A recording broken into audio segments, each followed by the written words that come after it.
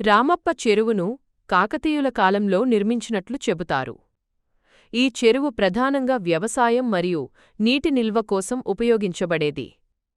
కాకతీయుల ఇంజనీరింగ్ నైపుణ్యానికి ఇది గొప్ప ఉదాహరణగా భావిస్తారు.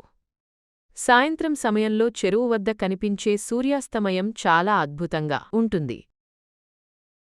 ఈ రామప్ప చెరువును గణపతి దేవుడి పాలనలో రేచర్ల రుద్రుడు 1213లో తవ్వించాడు. చుట్టుపక్కల గ్రామాలకు సాగునీటి తాగునీటి అవసరాలను తీర్చడానికి దీన్ని నిర్మించారు. సో కాకతీయుల టెక్నాలజీ ఇది. ఎక్కడైతే విలేజ్ను డెవలప్ చేయాలనుకుంటే అక్కడ ఒక గుడి ఒక చెరువు కట్టడం దీని వాళ్ళ ఆనవాయితీ. అంటే మెయిన్ పబ్లిక్ కావాల్సింది వాటర్ కాబట్టి చెరువులను తవ్వారు. ఇప్పటికీ ఈ చెరువు నీటితోటి దాదాపు 10,000 ఎకరాల వరి పంట, సంవత్సరానికి 2 పంటలు తీస్తారు.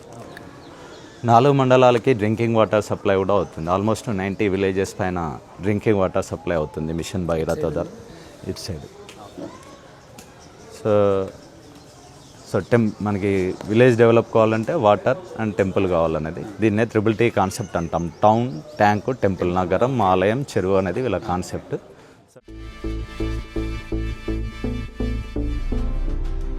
యునెస్కో అంటే united nations educational, scientific and cultural organisation. దీని ముఖ్య ఉద్దేశం ఏంటంటే ఎడ్యుకేషన్, సైన్స్ అండ్ కల్చర్ ని ప్రోత్సహిస్తూ దేశాల మధ్య పీస్ అండ్ సెక్యూరిటీని బలపరచడం. ఈ గుడి ప్రస్తుతం ఆర్కియలాజికల్ సర్వే ఆఫ్ ఇండియా వారి ఆధీనంలో ఉంది. రామప్ప దేవాలయం అనేక దశాబ్దాలుగా యునెస్కో గుర్తింపు కోసం ప్రయత్నించింది. 2014లో రామప్ప దేవాలయాన్ని యునెస్కో ప్రాథమిక జాబితాలో చేర్చారు. 2019లో భారత ప్రభుత్వం వారసత్వ హోదా కోసం ప్రపోజల్ పంపింది. 2020లో యునెస్కో అంతర్జాతీయ నిపుణుల బృందం రామప్ప ఆలయాన్ని పరిశీలించింది. ఆర్కిటెక్చర్, నిర్మాణ నైపుణ్యం, వారసత్వ ప్రాముఖ్యత వంటి అంశాలపై పరిశోధన జరిపింది. ఆ తర్వాత యునెస్కో వరల్డ్ హెరిటేజ్ కమిటీ 44వ సమావేశంలో ఈ గుడికి ప్రపంచ వారసత్వ కట్టడం హోదా ఇస్తూ తీర్మానించింది. యునెస్కో కమిటీ సమావేశంలో భారత్ తరపున ఆర్కియలాజికల్ సర్వే అధికారులు హాజరయ్యారు. యాక్చువల్ గా 2020లోనే జరగాల్సిన ఈ సమావేశం కరోనా వైరస్ వ్యాప్తి వల్ల వాయిదా పడి 2021లో జరిగింది. ఫైనల్ గా 2021 జూలై 25న ద కాకతీయ రుద్రేశ్వర రామప్ప టెంపుల్ ను యునెస్కో వరల్డ్ హెరిటేజ్ సైట్ గా డిక్లేర్ చేశారు. భారతదేశంలో 43వ ప్రపంచ వారసత్వ సంపదగా రామప్ప ఆలయం గుర్తింపు పొందింది. తెలంగాణ నుంచి యునెస్కో వరల్డ్ హెరిటేజ్ సైట్ గా గుర్తింపు పొందిన తొలి ప్రదేశం రామప్ప దేవాలయం. ప్రాచీన భారతీయ ఇంజనీరింగ్ అద్భుతానికి ప్రపంచ గుర్తింపు లభించింది.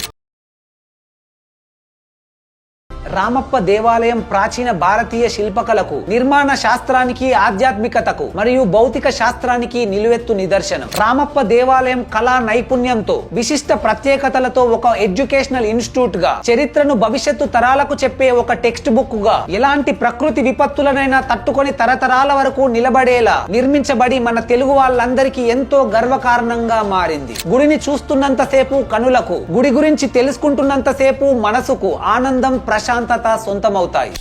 కాకతీయ సామ్రాజ్య సేనాధిపతి మరియు మంత్రివర్గ సభ్యుడైన రేచర్ల రుద్రుడు గణపతి దేవుని కాలంలో కీలక పాత్రను పోషించాడు. కాకతీయ సామ్రాజ్యాన్ని శత్రువుల నుంచి రక్షించడంలో, కాకతీయుల భూభాగాన్ని విస్తరించడంలో మరియు సైనిక వ్యూహాలు రచించడంలో కీలక పాత్రను పోషించాడు. కాకతీయుల అత్యంత గొప్ప శిల్పకళా ఖండాల్లో ఒకటైన రామప్ప దేవాలయాన్ని నిర్మించడంలోనూ కీలక పాత్రను పోషించాడు. శిల్పకళపై, కొత్త నిర్మాణ శైలులపై ఎంతో ఆసక్తిగా ఉండే రేచర్ల రుద్రుడు ఈ రామప్ప దేవాలయ నిర్మాణ పనులను అత్యుత్తమ శిల్పి రామప్ప గారికి అప్పగించాడు. ఆలయాన్ని తేలికపాటి ఫ్లోటింగ్ బ్రిక్స్ యూజ్ చేసి నిర్మించాలని సలహా ఇచ్చింది కూడా రేచర్ల రుద్రుడే.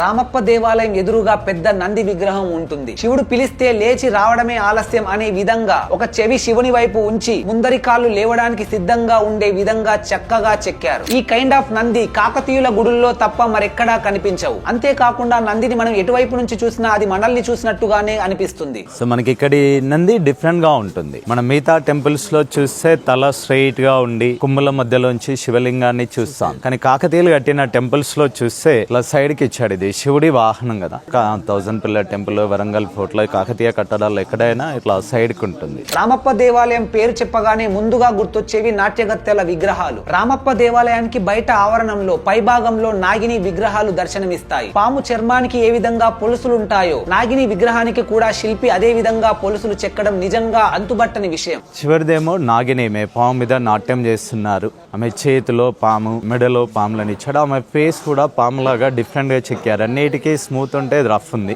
కళ్ళు పాము కళ్ళలా ఉంటాయి. నెక్ డిఫరెంట్ గా ఇచ్చాడు. రేచర్ల రుద్రుడు ఈ రామప్ప దేవాలయాన్ని కట్టించినప్పటికీ దేవాలయం పేరు మాత్రం అహర్నిశలు కష్టపడి ఆలయానికి ఒక అందమైన రూపు తెచ్చిన శిల్పి రామప్ప గారి పేరే పెట్టారు. ప్రపంచంలోనే శిల్పి పేరుతో ప్రసిద్ధి చెందిన దేవాలయం ఒక్క రామప్ప మాత్రమే. ఈ దేవాలయానికి ఎన్నో ప్రత్యేకతలున్నాయి. అపురూప కట్టడంగా ప్రపంచ ప్రసిద్ధి చెందిన రామప్ప దేవాలయం అణువున ప్రత్యేకతలతో అద్భుత శిల్పకళా నైపుణ్యంతో కాకతీయుల కీర్తిని చాటి చెబుతుంది. కాకతీయ రాజుల చారిత్రక వైభవానికి ప్రతీకగా, అద్భుతమైన శిల్పకళా సంపదకు పతాకగా, భక్తి సాంకేతికతతో నిర్మించబడిన అపురూపమైన కట్టడం రామప్ప దేవాలయం. రుద్రేశ్వరుడు అనే పేరుతో శివుడు ఇక్కడ పూజలు అందుకుంటున్నాడు. అందుకే దీన్ని రుద్రేశ్వర ఆలయం అని కూడా పిలిచేవారు. ఈ రామప్ప దేవాలయం తెలంగాణలోని ములుగు జిల్లా పాలంపేట గ్రామంలో ఉంది. ఇది హైదరాబాద్ కి 200 కిలోమీటర్లు, వరంగల్ కి 70 కిలోమీటర్ల దూరంలో ఉంది. కాకతీయ చక్రవర్తి గణపతి దేవుని కాలంలో 1213వ సంవత్సరంలో నిర్మించిన ఈ దేవాలయం 14 ఎకరాల్లో విస్తరించి ఉంది. నేల నుంచి 6 అడుగుల ఎత్తున నక్షత్రాకార మండపంపై ఈ గుడిని కట్టారు. నల్లటి గ్రనైట్ రాయిపై అనేక శిల్పాలను అతి సుందరంగా చెక్కడం అప్పటి శిల్పికి మాత్రమే సాధ్యమైంది. అనేక యుద్ధాలు, దాడులు, 17వ శతాబ్దంలో వచ్చిన భూకంపాన్ని కూడా తట్టుకొని నిలబడింది. గుడి పరిధిలోని కొన్ని చిన్న నిర్మాణాలు దెబ్బతిన్నాయే. భూకంపాలను తట్టుకునేలా ఈ గుడిని శాండ్ బాక్స్ టెక్నాలజీతో ఇసుక పునాదులపై నిర్మించారు. మనకి రీసెంట్ గా అయోధ్యలో రామ మందిరం కట్టారు కదా, అది సేమ్ టెక్నాలజీ ఇక్కడ నుంచి అడాప్ట్ చేసుకుంది. సో అది కన్స్ట్రక్షన్ స్టార్ట్ చేసే టైంలో ఫౌండేషన్ ఏదేస్తే బాగుంటుందనే డిస్కషన్ లో అప్పుడు సెంట్రల్ టూరిజం మినిస్టర్ గా ఉన్న కిషన్ రెడ్డి గారు ఈ టెక్నాలజీ వాడితే బాగుంటుందని ఇక్కడ నుంచి కొంతమంది ఎక్స్పర్ట్స్ ని అయోధ్యకు పంపించి ఈ టెక్నాలజీ వాళ్ళకి చూపించి దానికి ఎగ్జాంపుల్ రామప్ప వీడియోస్, ఫోటో చూపించి ఇదే టెక్నాలజీ వాడే విధంగా చేశారు. సో దాని ఇసుక వల్ల ఏంటంటే 10 పాయింట్ వరకు రిక్టర్ స్కేల్ మీద ఎర్త్ కేక్ వచ్చినా బిల్డింగ్ పడిపోదు. మనం కట్టే కన్స్ట్రక్షన్స్ వచ్చి 5-6 దాటితే కంప్లీట్ గా కూలిపోతాయి. సో ఇది కూడా అంతే. ఇక్కడ మనకి 17th సెంచరీలో 7.8 ఎర్త్ కేక్ వచ్చిందంటారు.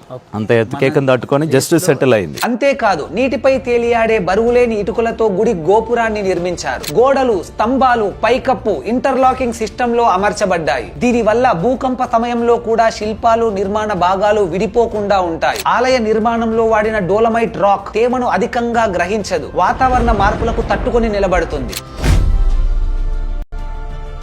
రామప్ప దేవాలయంలో నాట్య శిల్పాలు, గంధర్వులు, కిన్నరులు, దేవుళ్ల శిల్పాలు, మల్ల యుద్ధ దృశ్యాలు శిల్పకళా నైపుణ్యాన్ని ప్రతిబింబిస్తాయి. ఈ ఆలయంలో మదనికలు అని పిలువబడే శిల్పాలు చాలా ప్రసిద్ధి. 12 మదనిక విగ్రహాల్లో 11 విగ్రహాలు మొగళ్ళు విరగొట్టారు. ఒక్క మదనిక మాత్రమే చెక్కు చెదరకుండా అలాగే ఉంది. ఇక్కడ 3 ద్వారాలకు వీటిని చెక్కారు. 12 ఉన్నాయి. ప్రతి దాంట్లో కూడా ఒక స్పెషాలిటీ ఉంటుంది. మనకి ఫస్ట్ చూస్తే ఈమె నవ్వుతూ నాట్యం చేస్తుంది. మొహంలో చూడు నవ్వునిచ్చాడు. అదే కాల్లో చూడండి బటన్ వేలు ముందు ముడిచి మిగతా 4 వేలు వెనక్కి ముడిచి నాట్యం చేస్తున్నారు. ఇదొక్క శిల్పమే మనకి ఈ టెంపుల్లో డ్యామేజ్ కాలేదు.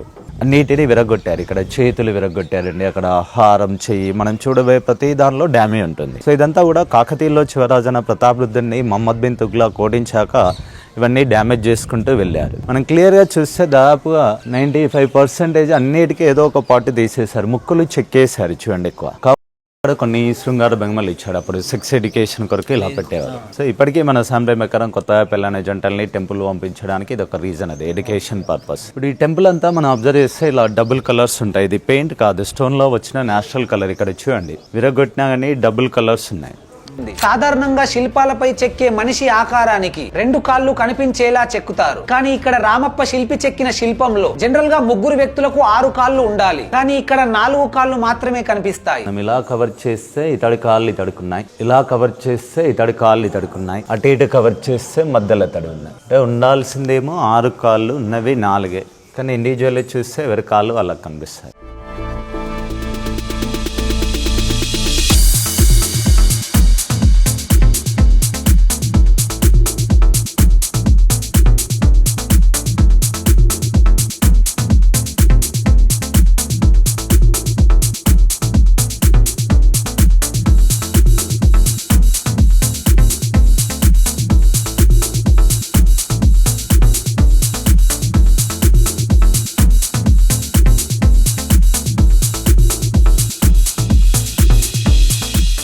ఈ గుడికి సంబంధించిన శాసనం పాడవకుండా ప్రత్యేకంగా ఆ శాసనం కోసమే ఒక మండపాన్ని కట్టించారు. సంస్కృత భాషలో, తెలుగు, కన్నడ శాసన లిపిలో గుడి చరిత్రతో పాటు దాన్ని కట్టించిన రేచర్ల రుద్రుని వంశ చరిత్ర కూడా రాసి ఉంది.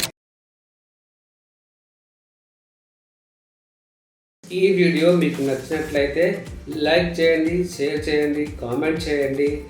నా ఛానల్ను సబ్స్క్రైబ్ చేయడం మర్చిపోకండి. Thank you for watching. Have a nice day.